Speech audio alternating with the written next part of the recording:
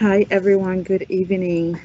Thank you so much for joining us today for Parent University. Today, we will be talking with our mental health team about how to check in on our socio-emotional well-being and mental health. Again, hi, my name is Demelsa. Just want to say hello. I'm the Family Engagement Specialist, and I'm really excited to help facilitate this event. I'm going to make a quick announcement in Spanish for families who might need interpretation services. Bienvenidos hoy a la Universidad de Padres. Si usted necesita servicios de interpretación, ellos están disponibles en bit.ly/DCPS español. Lo voy a poner ahora en el chat. So, si necesita, vaya a esa página, va a haber interpretación en español. All right. I'm really excited to be here with everyone. Before we jump into our conversation for our session today, I want to go through a couple of housekeeping items. First, subtitles. If you need subtitles, just go down to the little gear icon, click on it, and select the subtitles that you need. You can choose any language that you want, and those are going to be available for the whole session. Also, we have a Q&A, so you can see in your screen up here that there's a little bubble with a question. We really want to hear your questions and your comments, and this is also a way that you can participate in the session. So feel free to enter any questions, comments, send your responses to our presenters there. So feel free to engage in that way. Also, before we continue, we have a few community agreements to keep in mind. So assume best intentions.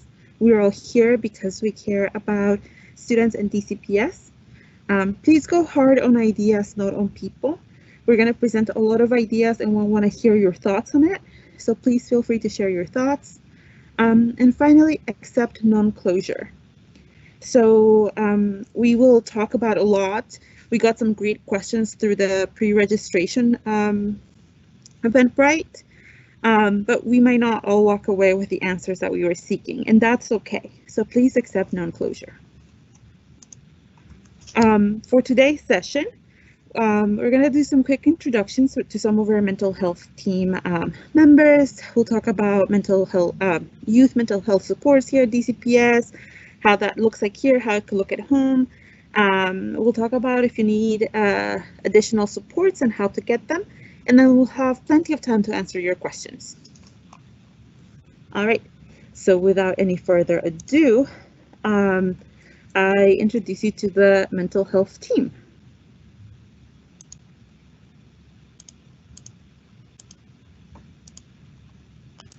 Good evening. Thank you everybody for joining us. My name is Nigel Jackson. I'm with my colleague who will introduce herself on the next slide, but I want to thank everybody for joining us tonight, taking your personal time into something that's very important and very relevant, especially as we're coming off of the pandemic, and that is our emotional well-being and mental health and that of our young people. What we're going to do here, we call this an SEL opener. Some people call it an icebreaker. Some people call it a warming activity. But what I want us to do here is I want us to take ourselves back into time, all right? Or just when you go into your zone, right? When you listen to music, most of us kind of are able to find that zone when we're listening to certain songs or certain genre of music. I know for me, when I am in a certain mood, my music tends to match that mood. And what I would like you to do with this SEL opener, we're going to try to connect and highlight the self-awareness and self-management competency of this framework, okay? So in the chat, what I would like you to do is share the name and artist of a song of resilience, okay? So whatever that means for you, you know, that song that has that personal meaning, that song that just, you put that song on when you are trying to take yourself to that place and it just really represents resilience for you. I'd like you to just name the artist and name the song in the chat. If you go to your chat feature and type it in, I'm going to read some of those aloud. But what I'd like you to do is think of that song that you play when you really want to tap into that special space you need to go into when you're trying to be resilient. I know for me, I have a certain song. It's by an artist named Stickman, STIC, and it's called Run. And in the song, he's talking about the meaning of what it means to run for him. But he's talking about running in terms of overcoming hurdles in life and braving the elements and tapping into like you know, all kinds of ancestral energy. And the way he expresses his concept of running is really telling a bigger story of being resilient against the challenges in life. So that's mine. I'm going to read a few here from the chat.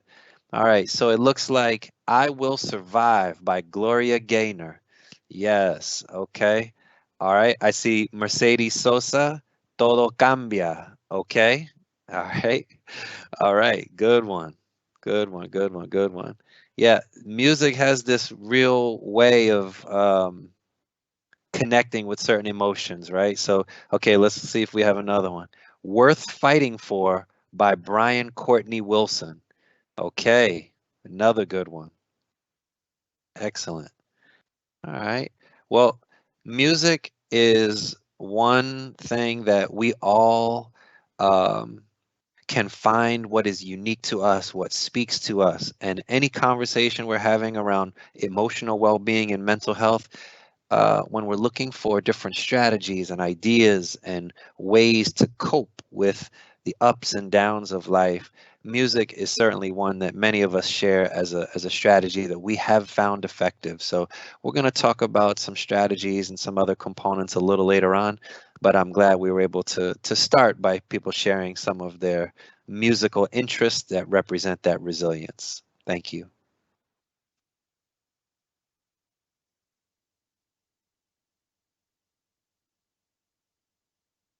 Good evening, everyone. My name is Dr. Kenya Coleman. I am the Senior Director of School Mental Health, and I echo the sentiment of my colleague, Mr. Jackson. I am excited to talk with you this evening and talk more about the supports that are available specifically for your students at this particular time.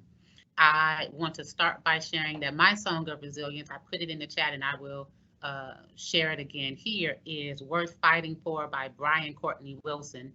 My song of resilience does change based upon my mood, but here lately, I have been humming that song to myself to keep myself motivated. Before we talk about the supports that are available as it relates to social and emotional wellness and mental wellness, I think that it's important that we start by sharing exactly who we are. So when we talk about the school mental health team, we are talking about four branches of one tree. Project Aware is led by Mr. Douglas Gotel. He is director of our trauma responsive schools initiatives, which includes such things as our 5 non-negotiable practices, which I hope you are familiar with. If not, you can definitely go on dcps.dc.gov and you will find that information there under the school mental health team, exactly what those 5 non-negotiable practices are. You have already had an opportunity to meet my colleague, Mr. Nigel Jackson, who oversees social work. And we also have Mrs. Carla Hall, and she oversees our school mental health expansion work. And we will talk about all of these different arms of the school mental health team soon in our conversation. I am Dr. Coleman, as I've shared already, and I am the Senior Director of School Mental Health, and I have the honor of supporting our school psychologists. So the four arms of school mental health include Project Aware, which is specifically focused on trauma and educator wellness, school psychology, social work, and our school mental health expansion, which includes the work that we do alongside our colleagues with DBH. And we also have some community-based organizations who also support schools. We really want to spend some time with you this evening. I'm kind of centering and grounding on our whole child approach, which may very well be a new term for you this year. So we're going to discuss both our role, and that's the role of school mental health in the whole child approach. And we also want to discuss your role as parents and caregivers and trusted adults in the whole child approach. But before we begin, I'm curious to know, when you hear the phrase whole child, what does that mean to you?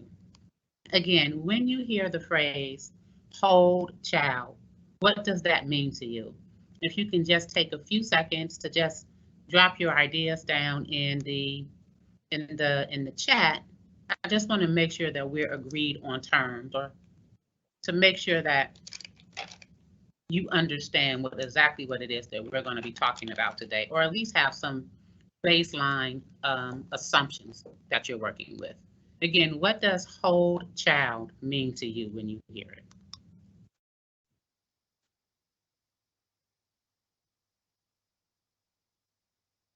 I think a lot of people might be thinking right now, Dr. Coleman, because no one's shared their ideas in the chat just yet.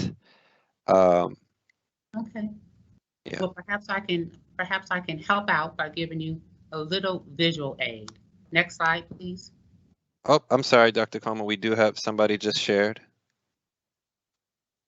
And it looks like, yeah. That is a great guess. That is a great first stab at it. So a whole child approach, as we defined it here at DC Public Schools, refers to a comprehensive understanding of child development. So, you were right on, elevated by advancing interdisciplinary research in the field of learning and development. Okay, so there are 3 overarching components to our whole child approach. The first is supportive environments. So a supportive school environment is physically, emotionally, and identity safe, while creating a strong sense of community and belonging. So to create a true sense of safety and belonging, there must be a shared, authentic commitment to respecting, valuing, and giving power and voice to everyone, all community members, students, staff, caregivers, everyone. The next component is developmental relationships. So a focus on relationships is especially important for students and was identified as one of our 5 non-negotiable practices in school year 2021. We will continue to focus on those practices and other core practices of developmental relationships as a part of the whole child blueprint, as we plan for student relationship structures, family, caregiver, and community partnerships, and trust building interactions. The final component of our whole child approach is knowledge, skills, and mindset building, which sets students up for success by integrating knowledge, skills, and relationships.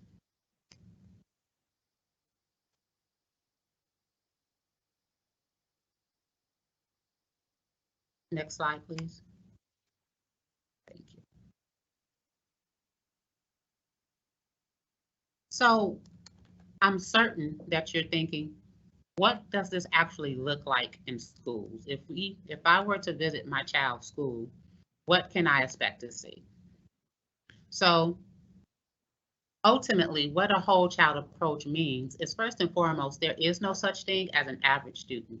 We understand that each student is on their own individual developmental trajectory based upon their experiences, their biology, and their relationships.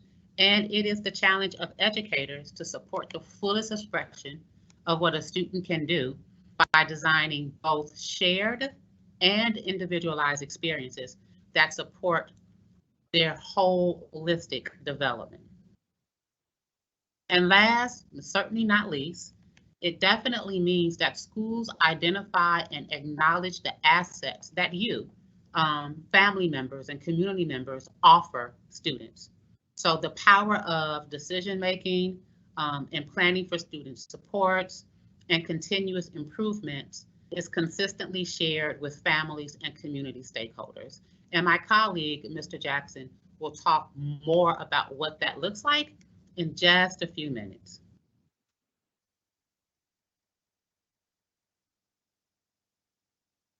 A whole child approach also means that we meet the needs of students exactly where they are at. So we know that in the recovery stage of the pandemic, that all students will need and all schools will provide social, emotional, and academic support for all students. Yet and still, some of our students may need more support, perhaps in a small group setting or even in a one-on-one setting. But the needs of every student at every level will be supported.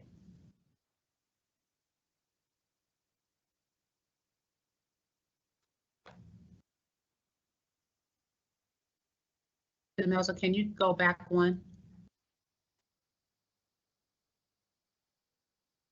Okay, thank you. You can move forward. Now, Mr. Jackson is going to talk more about what the family and the community engagement piece looks like. All right, thank you, Dr. Coleman. All right, so what I would like is for everybody out there, Em, I know you are most active person on the chat, but I would like for you to go back in time. All right, I want you to remember when you were a student in school. So give me, say, 5th grade. If you can go back and remember 5th grade, please put your 5th grade, I guess that's elementary school, put the name of your elementary school in the chat. Okay, mine was Nellie K. Parker Elementary School, the best elementary school in all of Bergen County, New Jersey. Yes, it was. I still argue with folks from my area about who had the best elementary school. Mine was Nellie K. Parker. We had named after the first African American woman um, administrator in the state of New Jersey and certainly in Bergen County. And we carried on that tradition, but I think there's only to this day been 3 principals, all African American women, and we're all very proud of them. So Nellie K. Parker is my elementary school, but I want you to think back to your elementary school, and I want you to think about your family's relationship with that school. And I want you to think about your perspective as a young person, and then now looking back at that time, I want you to think about oh, it looks like I got some names of some schools here. St. Albert the Great Elementary School. Wait, St. Albert the Great? Was that the full name, or did you add the Great, Dr. Coleman? What's St. Albert the Great Elementary School? All right, and looks like we have another one. Temporal A in Cochabamba, Bolivia. Temporal A in Cochabamba, Bolivia. Did I pronounce that correctly, Demelza? Yes, you did. All right, so you guys are with me. You're back to the 5th grade, okay? So please type into the chat what feeling you had about the relationship between your family at home and the school. I'm very curious to see what your perspective was as a young person, or even is now when you reflect back on it. What was your family's relationship with the school? Please type maybe a word or a phrase or two that represents your family's relationship with the school. Okay. Oh, somebody said Lafayette here in DC. Okay. So we have a DC native. Okay. So for me, my word, and I'm going to read mine while we're waiting for folks to put theirs in the chat. My word is unified. When I was in 5th grade, my my parents, even if I had an issue with, like, if I thought somebody in the school did me wrong, my parents didn't ever let me think that they were out of sync with the school. I always felt like they were all ganging up on the young people together. All the adults were unified. My parents and the school were in harmony with one another, and they were unified against the young people. And so I would say my word was unified. Okay, I see someone in the chat here wrote my school collaborative. Okay, so we have someone that said collaborative between their family and the school. Okay. This is something that we're going to use as like a baseline of our discussion here with family, caregiver, and community partnerships. Demelza, next slide, please. Okay, so in the whole child design, family, caregiver, and partnerships is exemplified by inclusive partnerships. So we have inclusive is a buzzword here. It looks like that's in line with collaborative, which somebody shared. I also see a few others. Arm's length. My family attended events, but that was all they were allowed to do. Okay. Relationship was typical. Teachers ruled the day. Okay, M. I see another comment, respectful. And then I see someone else say disconnected. Okay, so we have a range of families' relationships with school. You know, we have unified, collaborative. We also have respectful, arm's length, and then we have disconnected. And we have one that said teachers ruled the day. Okay, so we do have a range, all right? So in our whole child design, which Dr. Coleman was describing earlier, you see the same logo here.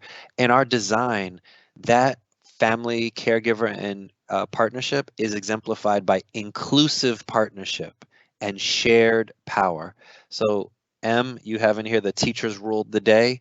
In the whole child design, the idea is for that power to be shared and not have one entity rule, right? So the idea is for that power to be shared, and one that values a wide network of adults as co-educators, because we know learning is taking place in a lot of different places.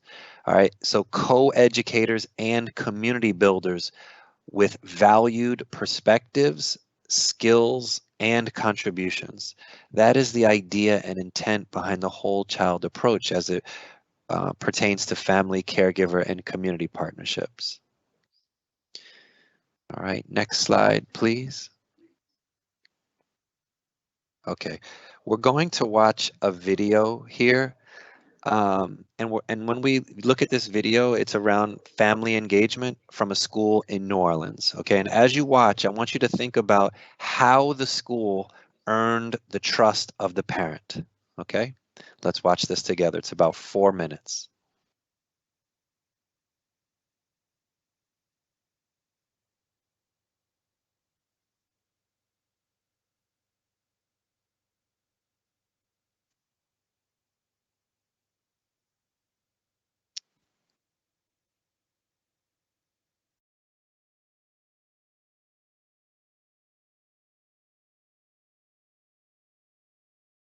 Can you hear my audio?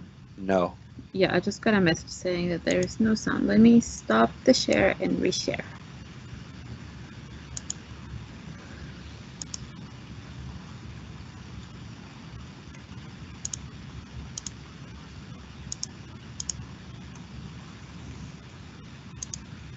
Poverty plays a huge role in education. We at Educare believe that it's our purpose. It's not our job, it's our purpose to support the families and provide what's needed to help them overcome that so that they can focus on their child's education.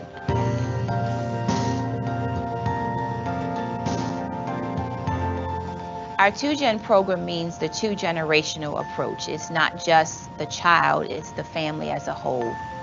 From the moment our family decides to enroll in our school, we really work with the family one-on-one to show that we care, to show that we're not trying to do for them, but we're trying to do with them, that we want them to grow, to find out what their desires are, what are their goals, how do they want to develop in life. Our family support team provides different trainings and focus groups, webinars, and supports around financial fitness, health and wellness, and literacy. We're always trying to help families break that cycle of poverty, to help our families kind of work through those obstacles and go to another level or find some sense of stability. Hey, good morning, Jade. How are you? Good morning. You ready for school this morning? Are you ready? Troy is a parent that we've had for 3 years now. His daughter Jade is here. Troy is a single father. In the beginning, Troy was reserved. Once we continued to reach out and made that connection, you saw a change in Troy. He began to open up about what was needed and what his struggle was. And he didn't just want a handout.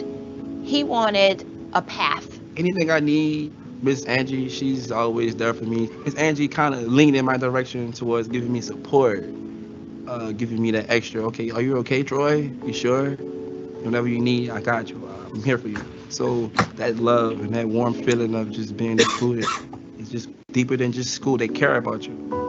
What we're going to do is have you at one of the stations. One of us will be there to help assist you, to support you. We have parent engagement monthly in our classrooms. We encourage our teachers to develop a parent engagement activity calendar, and there can be different activities that directly correlate to what's going on in the classroom and what's being learned in the classroom. The idea is to pull them in and not just leave them with the mindset that, hey, you're at school, let school do all the work. No, we want to involve you parents, come in the classroom and see what we're doing. So that's another thing we've always encouraging our parents and the children to do, to use those calming methods. They can hear the teacher use that dialogue and use those techniques that they may have heard about. It's important for us to be able to help the parents to know how they can teach their child at home. Troy has been a very attentive father. I think he sees those strategies and those things that we do with her here, and he does his best to do them with her. I'm calm already. Oh my God, thank y'all so much. When we give them the methods or the strategies on how to do it, well, they take it and they're like, oh, and they see it working. And they're like, I get it. I can do this. But they need the guidance and they need the support. Our families are loving. Our families want the best for their kids and for themselves. Sometimes they don't know how to get to that point, and so that's why we're here to help them. And oftentimes our families will say, I want better for my child than what I have. And that's what we're doing every day.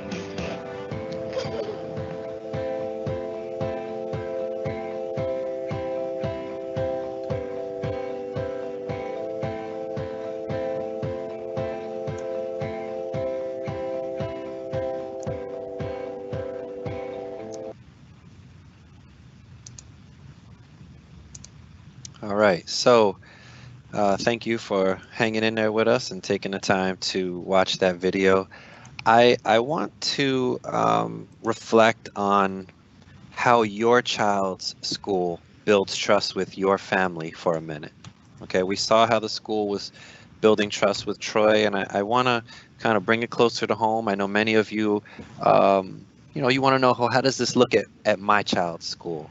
So for those of you in the audience who are parents or caregivers of school-age children, I invite you to share your response in the Q&A to the following question. What actions and practices does your child's school do or can do that builds trust with you and your family? Okay, I'm going to read that question again, but I'm asking that you place into the chat your answer to the following question. What actions or practices does your child's school do or can do that builds trust with you and your family? You know, one thing that we know is that building trust isn't an event. It's not like at 3:30 on Tuesday, they built trust. You know, we know that it's a process and there's many components that go into it. So let's share here on the chat so we can get a sense of what your child's school has done actions or practices that have built trust with you and your family, or what they can do to build trust with your family. Again, I'll share one from, something it seems very small, but for me as a parent, when I drop my children at school, I see the faces of the staff members and I have a very brief interaction with them. COVID certainly has limited some of my ability to have those conversations as long as I used to before the pandemic. But seeing the faces of my child's teachers and just being able to kind of nod and have them nod or just ask them how they're doing and to hear them, there's a sense of safety that I feel and a sense of trust that comes about from that brief interaction. Okay. I'm assuming that people are kind of thinking about this one and thinking it through. I don't see any new responses yet in the chat, but please feel free to place those in the chat as they come to you. Okay. But the idea that we're sharing here is that there's a process where trust can be built between the school and your family. And this is a major component of our family caregiver and community partnerships model and approach. Next slide, please. All right, I'm going to pass it to my colleague, Dr. Coleman, who is going to link what you're seeing now to some of the content that she shared earlier in the presentation. Thank you, Mr. Jackson. So earlier in our conversation, we were discussing how DCPS is supporting students at all levels of needs. We talked about the fact that we would provide social, emotional, and mental health supports for all students, but that there would likely be some students who needed more support, for example, in a small group or in an individual setting. And so what you see displayed here on the screen is an example of some of our core mental health practices. They include such things as social emotional learning curriculum, such as OWLS, PALS, and Peace of Mind. It includes some small group interventions, such as cannabis youth treatment or Bounce Back, Little Red. And it also calls out some of our more intensive supports for our students who may need it, such as wraparound services, which support students in school, home, and community. If you are interested in learning more about the interventions that you see here on the screen, later in our presentation, we are going to share with you a link to our Here For You guide. In our Here For You guide, there's a detailed description of each of our interventions, exactly which group of students those particular interventions support, and then what they are meant to do. So if you would like to learn more about these mental health practices, again, I encourage you to go to dcps.dc.gov, School Mental Health, click on our Here For You guide, and all of that information is available for you in detail. Next slide, please.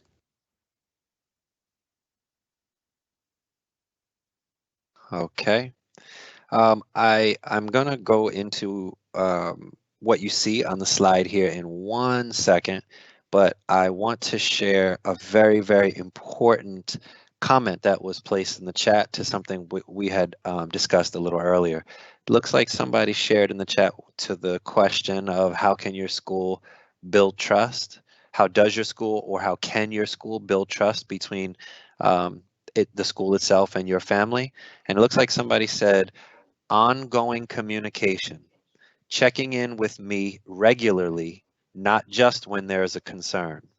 And I appreciate you sharing that comment, because what I really glean from that comment is ongoing communication, right? Not a one-stop, one-time wave or one conversation, but the idea that that communication is happening not only after an issue or a conflict, but you're establishing the relationship through the consistency of that ongoing communication.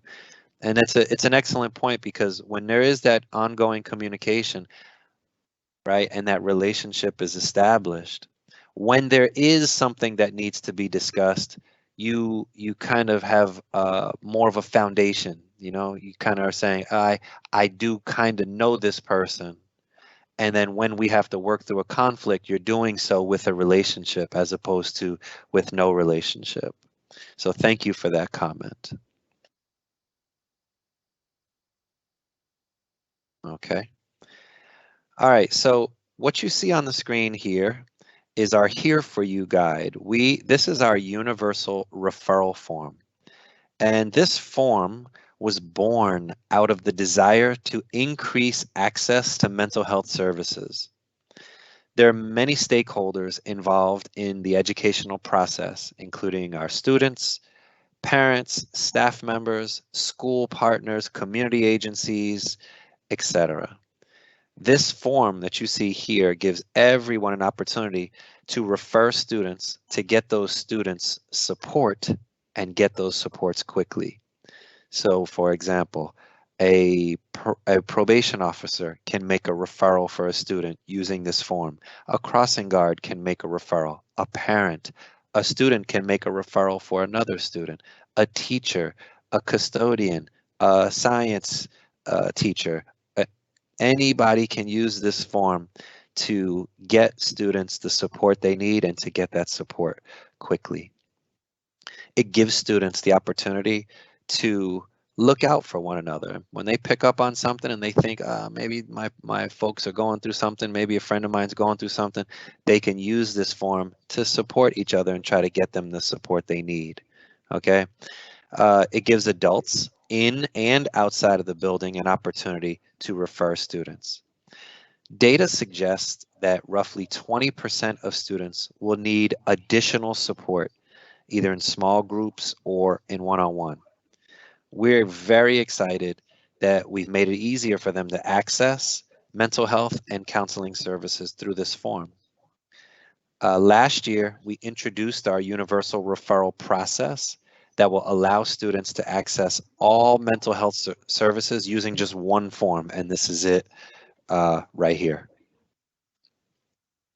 The process that we used to develop this form included much collaboration with different groups, including Monarch Minds, Young Women's Project, the Chancellor's Student Advisory, and Parent Advisory.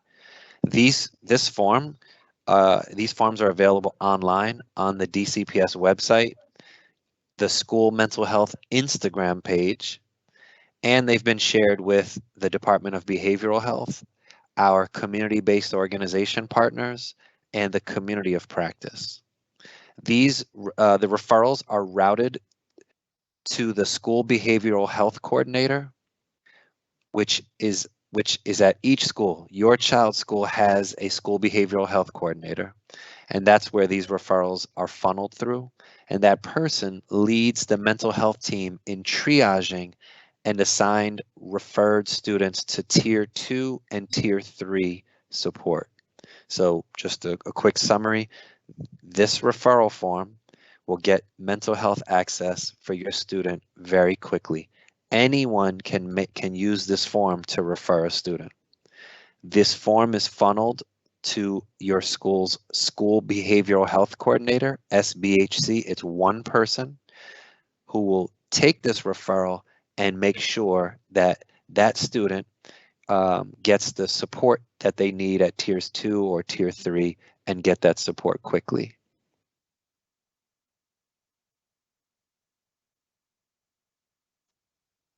Okay, next slide, please. I'm going to now pass it to my colleague, Dr. Coleman, and she's going to explain some of the names that you heard me mention in the last slide as she presents this slide. Thank you, Mr. Jackson. So earlier in our conversation, I shared that Mrs. Carla Hall oversees our school mental health expansion. This is her work. The mayor has invested heavily in school mental health across District of Columbia, both public schools and public charter schools. At DC Public Schools, we have the honor of working with 13 community-based organizations who, again, are all spelled out in our Here For You document. Our community-based organizations now are supporting all 116 DC public schools, have been linked to either a community-based organization and or a representative from the Department of Behavioral Health. So through the mayor's investment in school mental health, each school has, in addition to their DCPS providers, and that could be a social worker, a psychologist, a school counselor, or all three, each school has access to a mental health partner. Again, that's either one of our 13 community-based organizations and or the Department of Behavioral Health. Again, in our Here For You document, we do identify which supports are available in each school.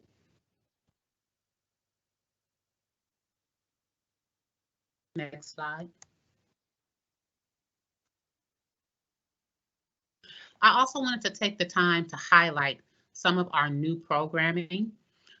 When we look at the core mental health programs that we talked about earlier, looking at what's provided at the different tiers for all of our students, one of them was highlighted, and that's the Youth Mental Health Ambassador Program. It is a new program that we rolled out this school year in all high schools that we are extremely proud of and excited for.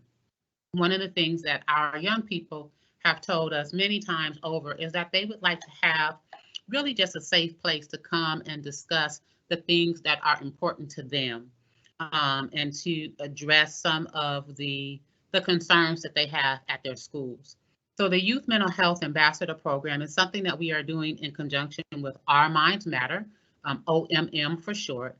And what it does is it is a student-led program, really with the aim of removing the stigma around mental health and wellness. We work very closely with our students to help them understand that mental wellness and mental health, mental illness lies upon a spectrum, and it's okay to seek support no matter where you are on that spectrum. Our young people even take a deeper dive and look into things that are specific to their school. They look up resources and how they can support one another. Every young person who participates in the Youth Mental Health Ambassador Program has the opportunity to receive training in youth mental health first aid and to receive up to 100 community service hours for their participation. If you think this is something that your young person would be interested in, if you have a high school student, please encourage him, her, they to apply to the program. We really want to make sure that our high school students know that their voices matter.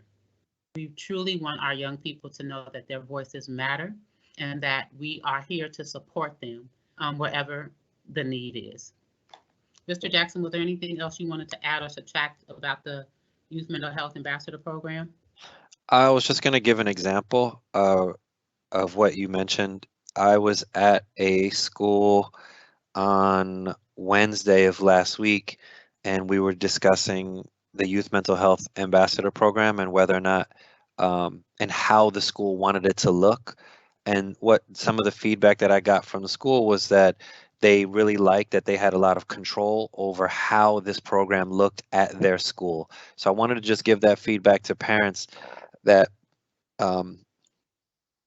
for us trying to teach young people how to recognize the signs and symptoms of distress and mental health,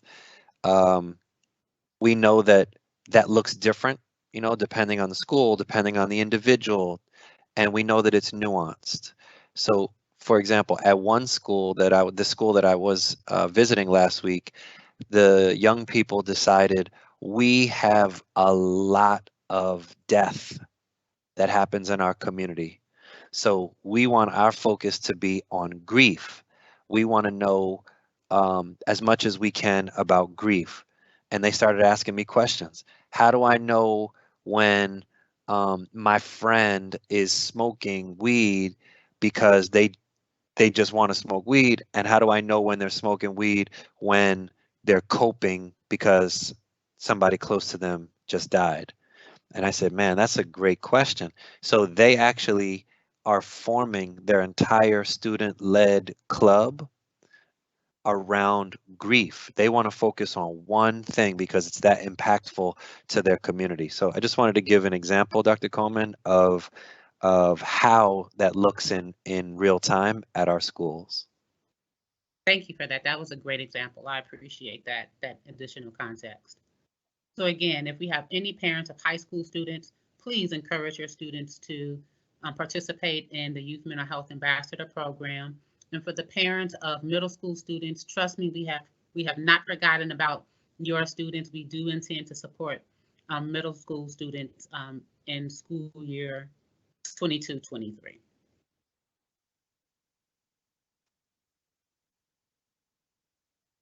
And last but certainly not least, go ahead, Mr. Jackson. Okay. So last and certainly not least, we have our links to school mental health resources. If you've been looking at the chat, Demelza has been placing the links for some of our referrals in there. But if you are looking to contact us to share an idea, express a concern, ask a question, share something that's working really well, share something that's not working as efficiently as it possibly could, please reach out to us. Feel free to contact us via these school mental health resources. We've provided links to all of our resources to make them easy for you to access. The first links are for the universal referral form. That's both the self-referral and the referral. The next link will take you to the school mental health web page. And the final link will take you to School Mental Health's Instagram page.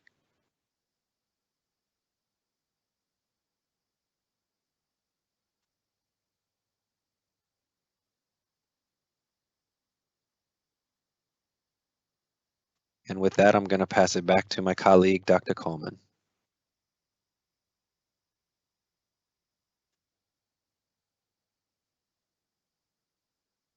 Okay, so now it's time for us to take some questions and answers. So if you have any questions that have come up for you in the midst of today's presentation, please drop them in the chat. While you are doing that, we are going to respond to some questions that some of you were nice enough to send to us ahead of time. And so we want to make sure that we take the time to answer them as well. So Mr. Jackson, you can join me for this particular portion.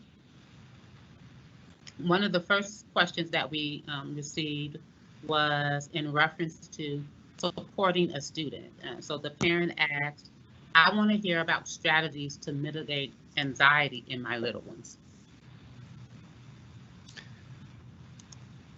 So there was a previous parent university where members of the school mental health team collaborated with members of our social emotional learning team, and we did an entire parent university around supporting stress and anxiety in our students. So I'm going to place that link in our chat for anyone who would like to view that parent university.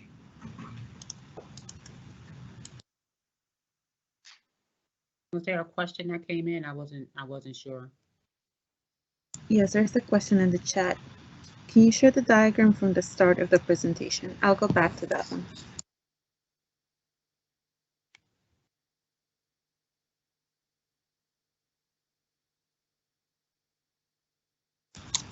I'll leave it on that slide. We can continue on with the questions that came in. And for the person who wrote that, is this the diagram that you are referring to, or were you referring to the different mental health supports. So we want to make sure that you get access to both. Okay, let me go back to the questions. I'm so sorry. The next question, what resources are available for a child struggling with mental health? I hope that we've answered that question. There are several different resources available to students that are struggling with any number of mental health challenges. We have some general type of interventions such as child play therapy, centre therapy. We have interventions that are, specific to a certain need. For example, students who have ADHD and or autism spectrum disorder respond well to Unstuck and On Target. We have interventions that address dating violence, such as Love is Not Abuse. We address substance use by way of our cannabis use treatment, 7 challenges. So we have an array of interventions that support students who have very specific concerns and then students who have more of a generalized concern. You can find exactly what they are and what they target. Again, that information is in our Here For You guide.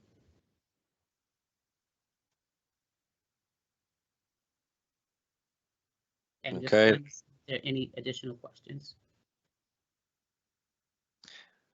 While we're waiting for those to come in, Dr. Coleman, I'm going to read another one of the questions that was given to us prior to the presentation this evening. Okay. Looks like says, my child is being bullied at school and that is affecting their mental health. What steps do I need to follow to make sure my child is okay? Excellent question. We know as parents, this is like a nightmare scenario because we always are wondering, like, how is this going to affect my child now? How is it going to affect my child in terms of their academics? How is this going to affect my child long term? And the handling of this is very, very important. And we try to be as sensitive as possible to, the overall effect that we know bullying has on a school community. So please allow me to answer it in a multi-layered way. Okay. We work with another division called Student Discipline, who would support the discipline side of bullying. And then, of course, we're in school mental health, and we would support the mental health side of it. So if I could just provide some context, once there is an allegation or a concern regarding bullying, an investigative process is begun. Bullying is the term that we hear a lot, but there actually is a set criterion for bullying. So sometimes that determination is made to distinguish bullying from like an assault. An assault being the first time something happens, bullying being a repeated process. Video footage is reviewed, statements are taken from all kinds of parties involved. That's on the student discipline side. And then it starts to, we work with student discipline once safety plans are created, which are created with parents and student input, and a referral is made to school mental health. Our social work providers or partners, but our school mental health team at your child's school will work with your child to look at where the child is that day mentally. What has been going on for you? How did you experience that? What's the context and how can we be supportive? So I hope that answers some of the multiple layers of bullying, both from student discipline and our collaboration with school mental health.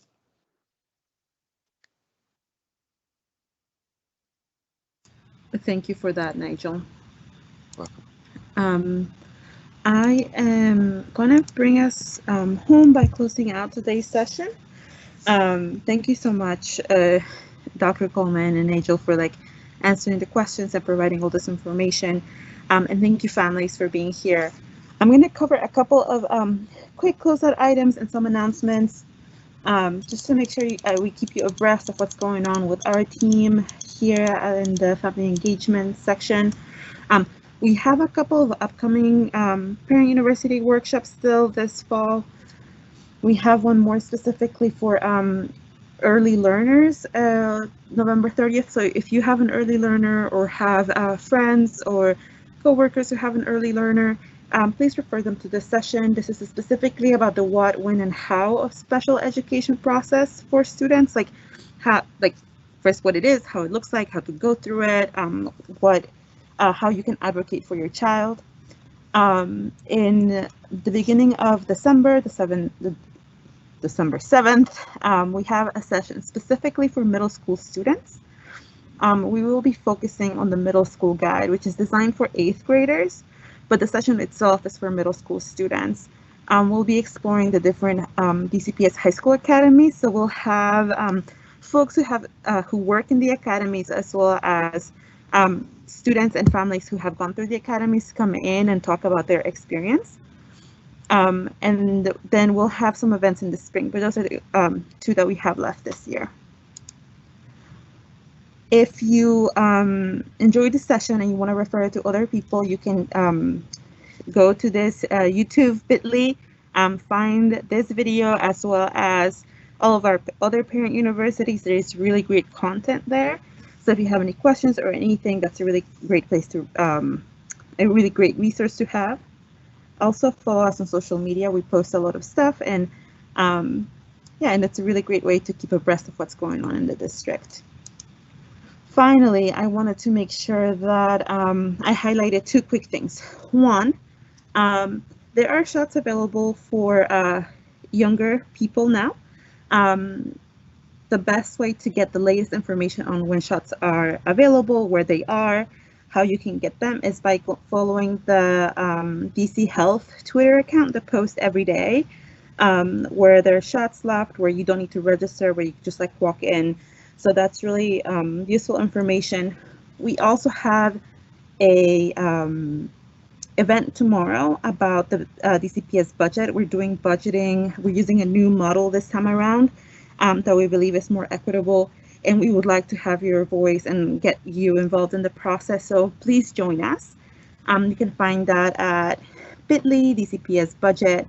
We're also promoting that on our social media.